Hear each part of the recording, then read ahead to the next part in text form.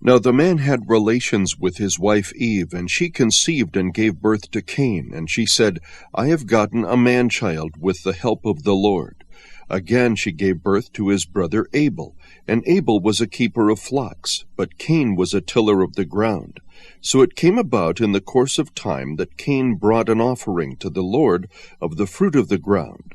Abel on his part also brought of the firstlings of his flock, and of their fat portions. And the Lord had regard for Abel and for his offering. But for Cain and for his offering he had no regard. So Cain became very angry, and his countenance fell. Then the Lord said to Cain, Why are you angry, and why has your countenance fallen? If you do well, will not your countenance be lifted up? And if you do not do well, sin is crouching at the door, and its desire is for you, but you must master it.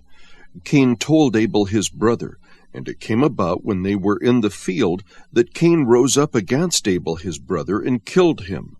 Then the Lord said to Cain, Where is Abel your brother? And he said, I do not know. Am I my brother's keeper? He said, What have you done? The voice of your brother's blood is crying to me from the ground. Now you are cursed from the ground, which has opened its mouth to receive your brother's blood from your hand. When you cultivate the ground, it will no longer yield its strength to you. You will be a vagrant and a wanderer on the earth. Cain said to the Lord, My punishment is too great to bear.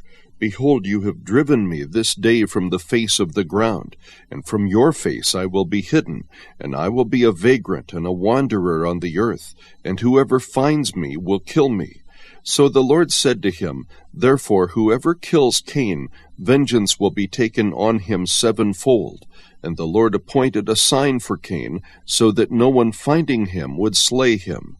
Then Cain went out from the presence of the Lord and settled in the land of Nod, east of Eden. Cain had relations with his wife, and she conceived and gave birth to Enoch. And he built a city and called the name of the city Enoch, after the name of his son. Adam had relations with his wife again, and she gave birth to a son and named him Seth. For she said, God has appointed me another offspring in place of Abel, for Cain killed him. To Seth, to him also a son was born, and he called his name Enosh. Then men began to call upon the name of the Lord.